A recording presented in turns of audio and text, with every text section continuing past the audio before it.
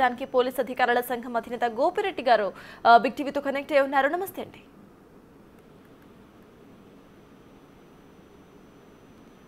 గోపిరెడ్డి గారు నమస్తే అండి. ప్రెసెంట్ చూస్తున్నాం ఇటు రియాజ్ కు సంబంధించి అతి కిరాతకంగా ఒక కానిస్టేబుల్ ను చంపేసిన అనంతరం మళ్ళీ ఇంకొకరి మీద దాడి చేసిన అనంతరం కూడా ఇటు పోలీసులు మానవత్వంతో ఇటు హాస్పిటల్లో జాయిన్ చేయడం జరిగింది. ఆ తర్వాత మళ్ళీ తను పారిపోయే ప్రయత్నం చేస్తారు. అంటే ప్రతిసారి కూడా మీరు డ్యూటీలో ఉన్నప్పుడు యు ఆర్ అట్ రిస్క్. ఇటువంటి నిందితులు ఉన్నప్పుడు అసలు ఎటువంటి జాగ్రత్తలు తీసుకోవాలి? అంటే ఒక పర్ఫెక్ట్ మేబీ ఇట్లా గవర్నమెంట్ హాస్పిటల్స్లో ఉండకుండా అట్లా ఏమైనా తీసుకోవాలని అంటారా? దానికి సంబంధించి అసలు మీరు ఏమంటారు? ఈ సిచ్యువేషన్ గురించి మీరు ఎట్లా రియాక్ట్ అవుతున్నారు? ముందుగా అమరుడైన ధైర్యవంతుడైన కానిస్టేబుల్ ప్రమోద్ కుమార్ గారికి మా పోలీస్ అధికారుల సంఘం తరఫున నివాళులు అర్పిస్తా ఉన్నాం. అలాగే వారి కుటుంబానికి, వారి చిన్న చిన్న పిల్లలకి కూడా వారు పూర్తిగా ప్రభుత్వం అండగా ఉంటుందని చెప్పి మా సంఘం తరఫున తెలియజేస్తా ఉన్నాం. అలాగే ప్రమోద్ కుమార్ చాలా ధైర్యవంతుడైనటువంటి కానిస్టేబుల్, నిబద్ధత కలిగినటువంటి కానిస్టేబుల్.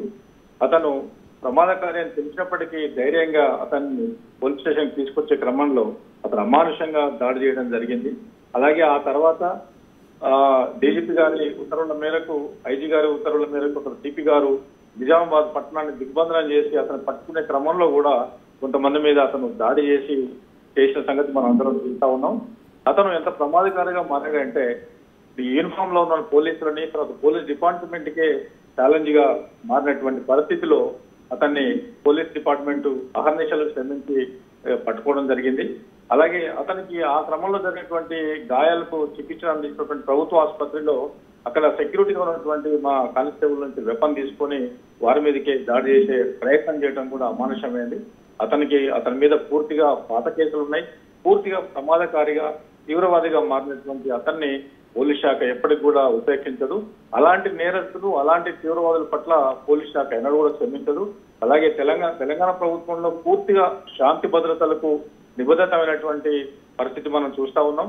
అలాంటి సందర్భంలో ఇలాంటి నేరస్తులకి, ఇలాంటి నేరాలకి, ఇలాంటి వాళ్ళకి ఎప్పుడు కూడా తెలంగాణలో స్థానం లేదు అని చెప్పి ఈ సంఘటన మనం రుజువు చేస్తుంది.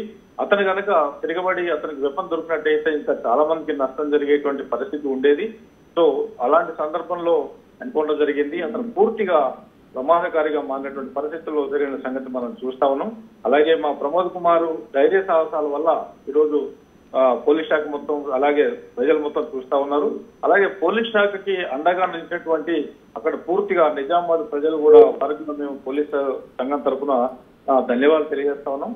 అలాగే మేము ఇప్పటికే పూర్తిగా మా ఉన్నతాధికారుల సపోర్ట్ తోటి వారి ప్రమోద్ కుమార్ గారి కుటుంబానికి పూర్తిగా అండదండలు అందిస్తామని, వారి వెనుక ఉంటామని చెప్పి తెలియజేస్తాం.